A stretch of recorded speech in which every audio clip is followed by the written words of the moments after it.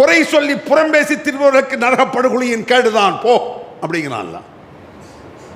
அது மட்டுமல்ல, யார் பிறர் மீது அபாண்டத்தை சுமத்தக்கூடிய ஒட்டி கேட்கக்கூடியவர்கள் நரகப்படுகொலியின் கேடுதான்.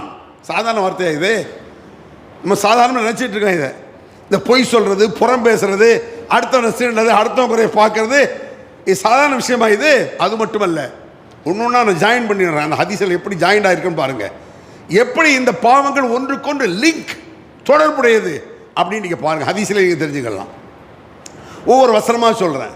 இது எல்லாம் ரமலானுடைய காலத்தில் மட்டுமல்ல, எல்லா காலத்திலும் நாம் சாகும் வரை நம் மனதில் வைக்க வேண்டிய விஷயங்கள். இது மூளையில் இருக்கணும், பதிஞ்சிருக்கணும். கஃபாபில் மரி கதிபனை யுஹத்திஸ பிக்குல்லி மா சமிஅன்னாங்க ரசூல் ஸல்லல்லாஹு அலைஹி வஸல்லம். ஒருவன் பொய்யன் என்பதற்கு ஒட்டு கேட்பது ஒரு பொய், ஓகே. புறம் பேசுறவன் பொய் சொல்லுவான், ஓகே. இன்னொன்று என்ன? தன் காதில் விழுந்ததெல்லாம் பரப்பிக்கொண்டு திரிகிறானே, இவன் தானப்பா பொய்யன். காதில் விழுந்தா போதும், விஷயம் தெரியுமா? நான் உனக்கு கேள்விப்பட்டேன், நீ கேள்விப்பட்டியா? இப்படியே தெரியுமா?